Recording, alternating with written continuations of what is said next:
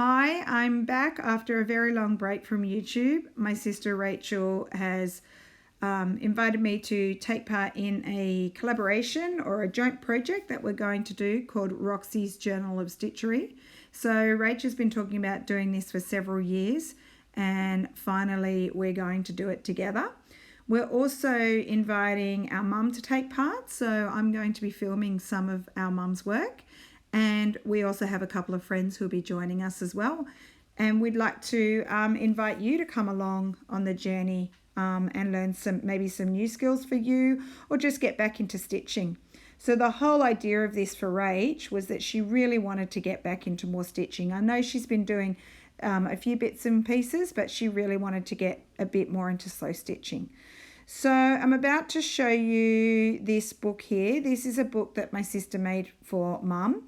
It's from a very old Italian book. I think she said it was from maybe the 17 or 1800s. It's very old, where she's taken out the inside and filled it with fabric. And what mum has done is she is making slow stitch pieces that fill up this book. So this is her Journal of Stitchery. Now, I just want you to note that at the moment this book is a work in progress. As you can see, there are pins and there are loose threads, but mum is still working on this. So I'm showing you here, sorry about the wonky filming, but I'm showing you here some of the work that mum's been doing. So you can see she's using different types of textiles and vintage pieces of doilies and tea-dyed fabrics, and you can see there are some silk flowers that she's made and some little bits of embroidery. So this whole book, the concept of it is that it is slow stitched. So that is completely stitched by hand, layering on different pieces of fabric, different trims, different laces. So all of this is done by hand, and that's what we're encouraging you to do as well. So mum there's got a vintage embroidery where she's taken some pieces from it. She's done some sort of cantha style stitching on fabric. That looks like a bit of a metallic trim there. One of those French labels. Now I'm pretty sure you'll see in a minute that fabric with the script on it. Rachel made that. I think she might have stamped on that and tea-dyed it. So bits and pieces of fabric. Some are old, some are new. So there's you're about to see this flower here. So this flower would have been from a piece of fabric, and mum has embellished that. That is just with long and short stitch or straight stitch.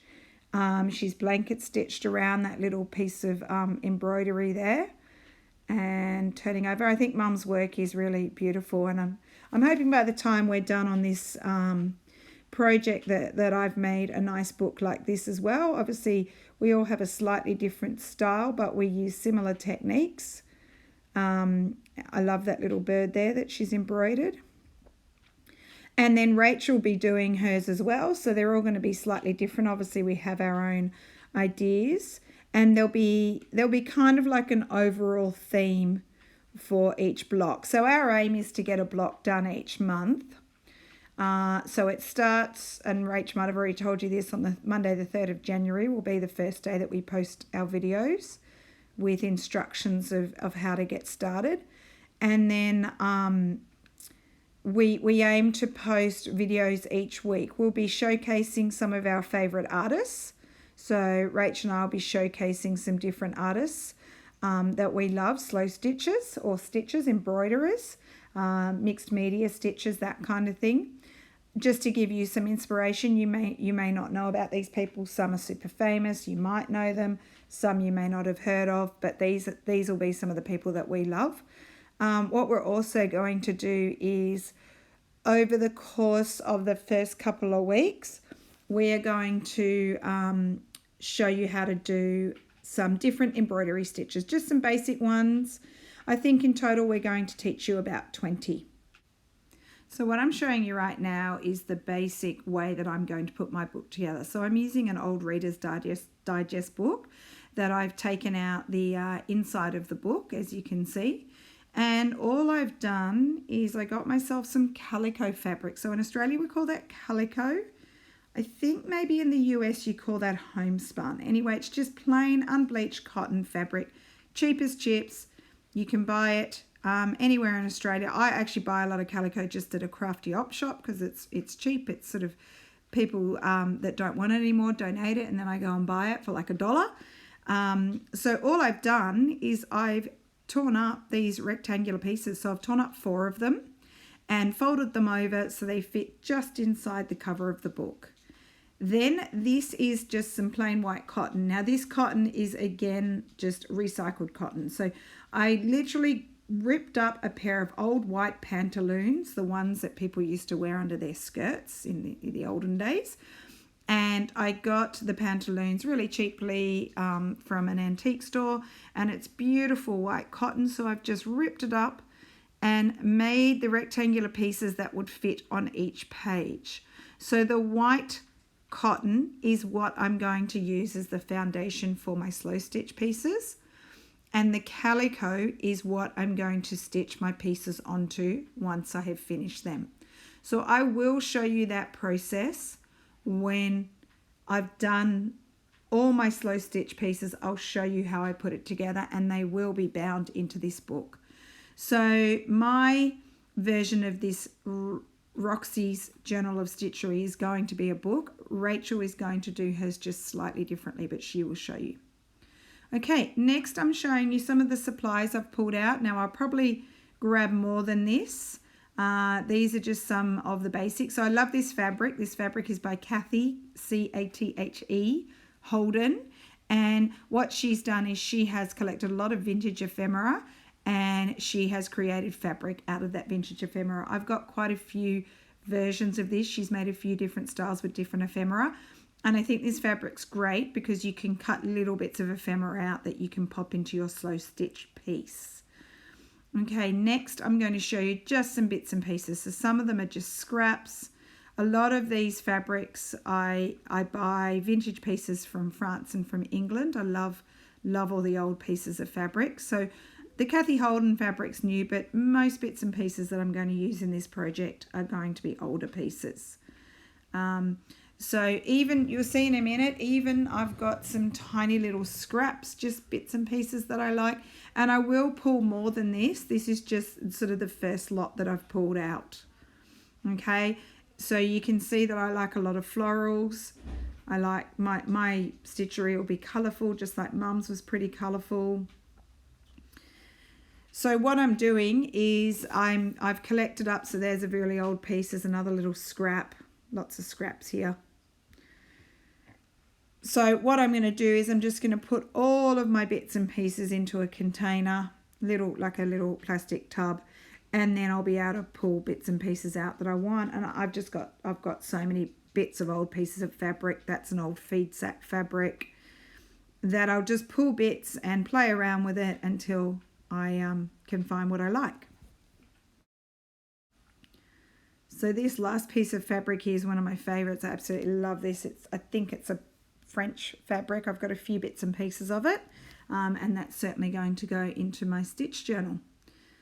Okay, so what I've got here is an old piece of hexie quilt that hasn't been put into a quilt, but they've been sewn together with nice, 1940s fabrics, I think.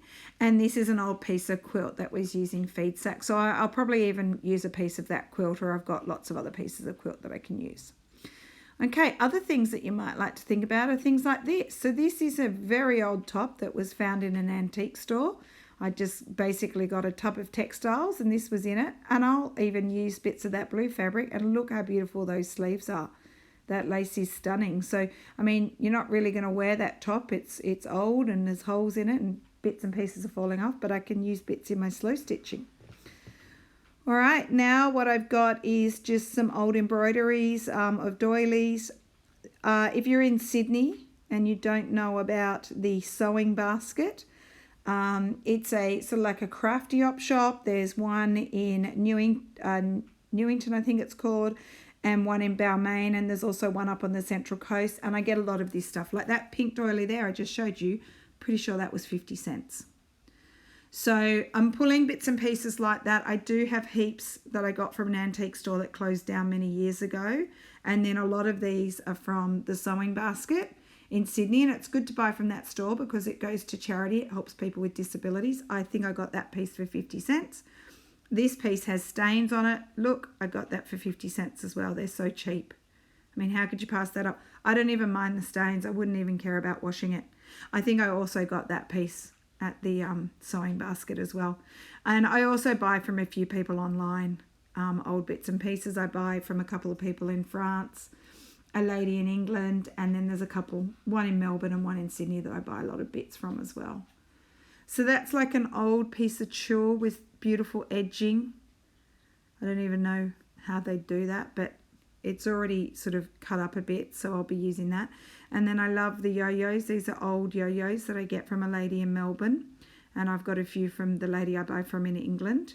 I will take them apart, and then I'll use, you know, yo-yos here and there on some of the pages. So you can see I'm going for a fairly colourful combination. Pretty much anything goes. Okay, now these are little laces, so little bundles of lace. Some are stained. You can see that one there. It's got a little bit of staining on it. But again, I don't care. It's old and I like old. I'm like my sister. I like old. I don't mind if things have holes in it. A little bit of blingy trim. More cotton trims, old ones. Hopefully you can see that. I'm just showing you a bunch. Okay, so this is just a little scrap of embroidery. Again, this is an old piece of lace trim. I buy a lot of these at that sewing basket store. Sometimes I go to op shops. It's hard to find good stuff at other normal op shops, but I do find bits and pieces. Not so good here in Sydney for normal op shops. Love that. That's like my favourite trim.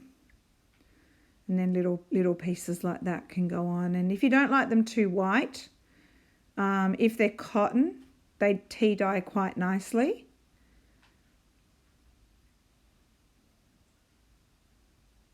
Little bits I've cut out of lace. Okay, that's a bit of like Indian trim. I thought I might put a bit of bling in there. Some rickrack, just some neutral coloured rickrack. Now this is again from the sewing basket. These are 10 cents.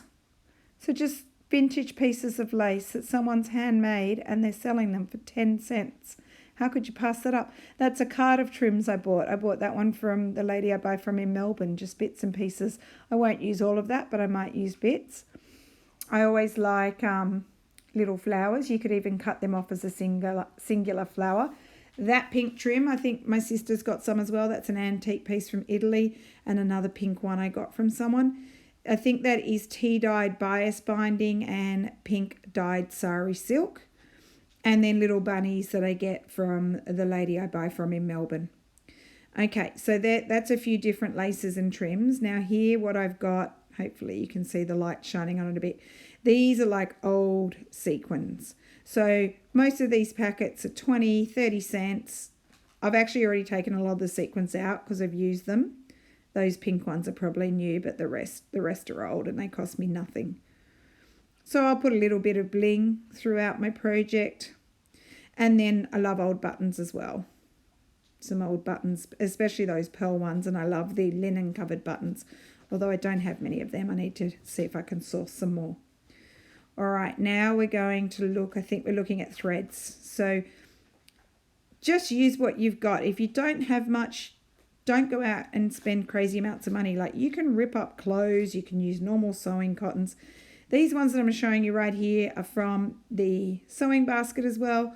They're all old perle cottons or crochet cottons. That pinky one is actually a newer DMC one. But most of these are just old bits and pieces. And I picked them up for like $1 or 50 cents at the sewing basket. I'm letting out my secret here. I don't want you all to go there and buy everything, so when I go there I can't get anything anymore. But I'm just joking. Feel free to donate to that store because then I can go and buy it. Okay, so these are just some other threads. These are all wools. Some of them are hand-dyed wools. So you can see there's different types of threads that we're going to use in our projects. I'm not necessarily just going to stick to these threads. That's an eleganza, I think eleganza perle cotton. got that one. I think it's like a Suspago one. There's some metallic threads there, perle, hand dyed, normal DMC threads. Okay, there's some silk ones.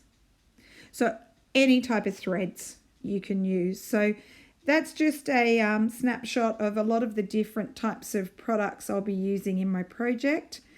So if you're interested, just start collecting. Okay, here I'm showing you some of my wools. You can see I like bright colours. So I'd use a variety of wools in there.